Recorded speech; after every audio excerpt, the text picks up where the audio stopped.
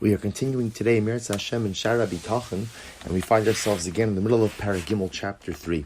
So the Mechaber continues. He says, "Eloshav kol hagzeros hakodmos biyedias habore sibos v'la sibos." So here in today's shir, we're going to see something incredibly profound. So essentially, the Mechaber says like this: that all prior decrees, right, all gzeros of HaKadosh Baruch Hu, ultimately again have direct causes for their occurrence. And those causes themselves have prior causes. Now, let me tell you outside a little bit what the Mechaber is going to try to highlight over here, and then we'll see it inside. A lot of times in life, we see things happen, and we kind of perceive that the event that I'm seeing unfold is a result of something that just occurred right now.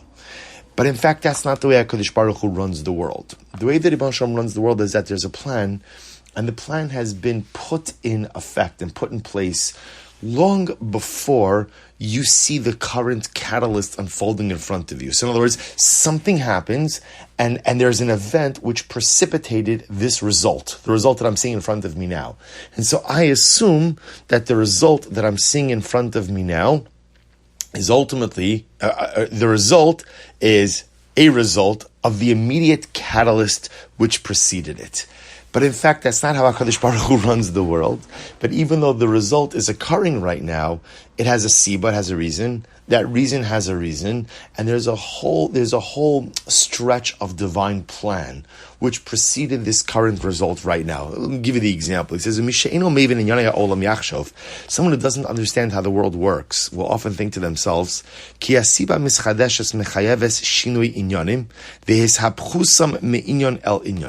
someone who doesn't understand ultimately how the world is run, so when he sees a change in reality, he will think that it's the new cause in front of him that caused this change in reality. It's exactly what we're describing right now.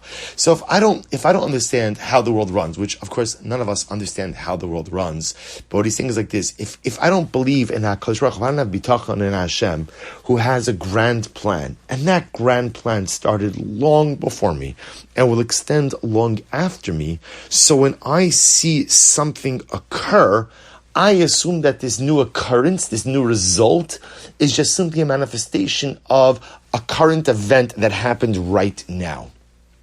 But in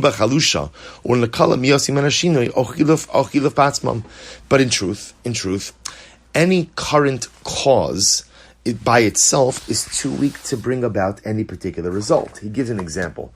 Kasher nira hagargir ha'echa minachita matzniach shlosh me'el shibam. He gives an example. One single grain of wheat, right? One single grain could produce 300 ears, right? 300 ears of wheat. Ubechol shiboles shloshim gargirim v'agargir la'echad siba la'aseres alafim o karov lahem. So here's his mashal. He says a single grain of wheat produces 300 ears. Each ear of grain has 30 grain, so that therefore, again, one grain is cause for 10,000 grains. Now, leaving aside whether or not the numbers are exact, it's really irrelevant. The point that he's making over here is that from one single grain of wheat comes forth all of these exponentially larger numbers of grain. So he says,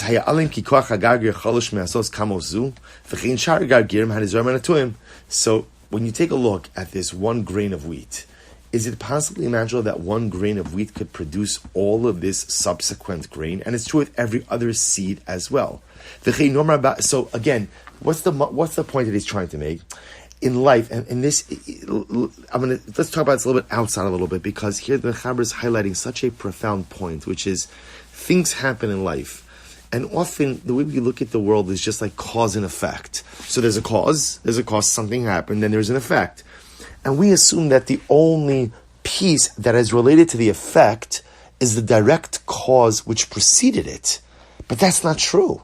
That's not true. The effect that I'm seeing right now, yes, is a result of the cause, but also there was a cause before the cause, and a cause before that cause, and a cause before that cause, extending all the way back in reality to the very creation of the world.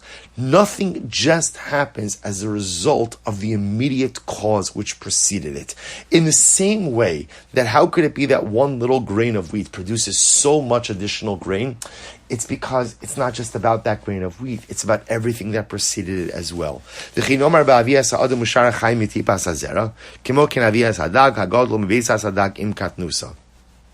says the same thing with people, right? A person comes from a drop of seed, right? The drop of zera. Man is created, right, from a drop of semen, from a drop of zera. And then from that one little seed, a human being comes forth, and that human being has the ability to go ahead and impact the world in such a dramatic way. The same way that, again, a large fish is created from a small egg. The mashal he's trying to give over and over is that often, once again, we look at we see a cause, we see an effect, and we assume that the effect, the totality of the effect comes from the immediate cause which precedes it. But it's not true. It's not true. For every cause, there's multiple prior and previous causes that led me up to this point. Now, what's the point that he's trying to highlight over here? Right? What's the point? The point he's trying to highlight is that the Ribono Shel Olam runs a complex world. And in any effect, in any result that we see, there are multiple previous causes, some of which we see and are aware, but most of which we are totally oblivious to. And that's where bitachon comes in. Bitachon comes about because I see a certain effect in the world. Sometimes I don't understand it. Sometimes I don't agree with it. Sometimes I don't appreciate it. Sometimes I like it. Sometimes I don't. And often we don't fully comprehend because all we see is the immediate cause beforehand. But if we have bitachon, we recognize that every effect is the result ultimately of so many previous causes, perfectly choreographed by HaKadosh Baruch Hu to serve some greater good. He goes on, he says, this is a very profound piece. So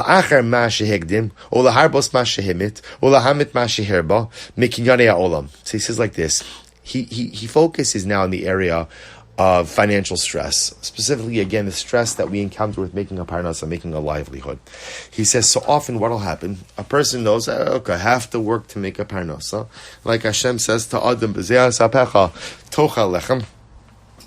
the sweat of your brow you will eat bread. So meaning parnasa doesn't just come about, you have to work for it. So sometimes what will happen is as follows.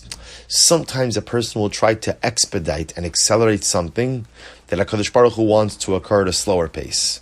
Or sometimes a person will try to slow down something that HaKadosh Baruch Hu wants expedited. Or sometimes man will try to amplify that which God wants to diminish.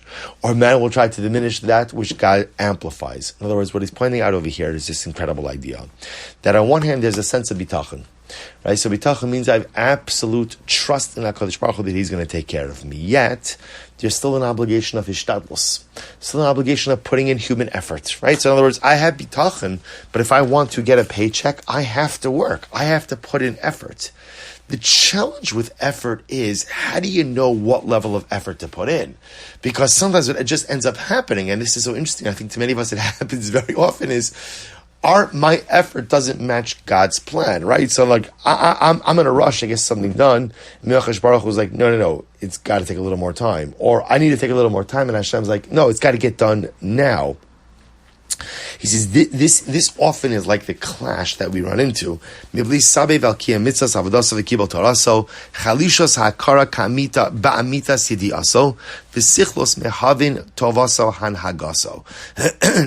of course, when he's talking about over here, he's talking about the earning of parnasa in general. He's not talking about, matters that pertain to Torah, to mitzvos, those things in general, we try to expedite, we try to accelerate. But he's talking about in our just day-to-day life, we often run into this clash between what I want and how I want it done versus what HaKadosh Baruch Hu wants and how he wants it done. And here's the incredible part, which is that even if we want the same thing done, let's say it happens in one of those incredible moments where my will aligns with God's will, there's still this like inherent tension in terms of the timeline.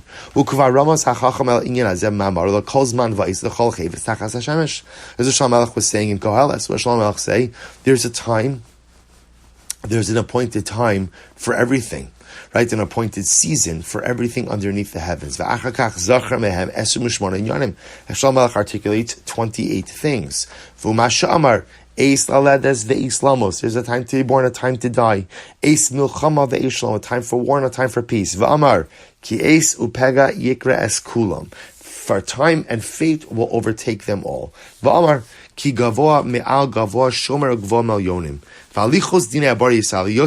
again, so this is incredible. So now we're trying to get like tachlis.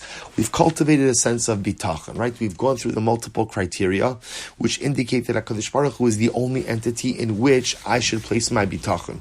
I should place my full sense of trust. That sense of trust will engender a sense of security. Now I also know that as much as cause and effect, I've always thought there's like an immutable universal rule. We've just really expanded it dramatically. And that it's not just one cause which creates an effect, but often it's multiple causes, most of which I'm not even aware of. So now that I have this sense of bitachon, so now I have my parnasa, I need to earn a livelihood. So again, I have bitachon, Hashem's going to take care of me. But I have to, alongside of that bitachon, I have to put in my shtadlus, I have to put in my human effort. And so the question then ultimately becomes, what level of effort is the appropriate amount of effort to put in to this parnasa? And often this clash that occurs, recognizing I have my timeline, but HaKadosh Baruch Hu often has a different kind of timeline. And the truth is, the truth is, the real challenge is, the way that HaKadosh Baruch Hu runs his world is too deep and it's too difficult for us to comprehend. Ukvar amar akosov ki gavu shamayim me'aretz ken gavu drachem medarchechem umachshavosai mimachshavosechem. The pasuk says that literally again, the same way that the heavens are above the earth, so too my ways are higher than your ways, and my thoughts higher than your thoughts. So here the pasuk itself explains, Kadosh Baruch Hu acknowledges this dynamic and probably understands how difficult this is for us. I want to have bitachon, but the great challenge of bitachon is I don't understand how Kadosh Baruch Hu runs his world. And where it becomes most frustrating, if we're honest, where it becomes most frustrating is dafka in this area where I want to put in hishtadlus, I want to put in effort to realize certain results, to bring about certain results, to create certain realities, and sometimes it just doesn't go. And what bitachon then says is, you know why it's not going? It's not going because Kadosh Baruch Hu has a different plan. Because Moshe has a different set of cause and effects than I have. Because Kadosh Baruch Hu is ultimately his derech, right? His pathway is way beyond my pathway. His thoughts are way beyond my thoughts. And that's where bitachon comes about. And it says, even though I'm putting in my ishtadlus, sometimes my efforts realize the proper results, quote unquote proper, and sometimes they don't. And in those moments that they don't, that's where bitachon kicks in to remind me and to make me realize that often in life HaKadosh Baruch Hu has a much greater plan, one which I don't understand, one which I am not privy to, but one which I have the privilege to be a part of. So stop over here for today. Shkayach everyone, looking forward to continuing in Parag Gimel tomorrow. Have a wonderful day.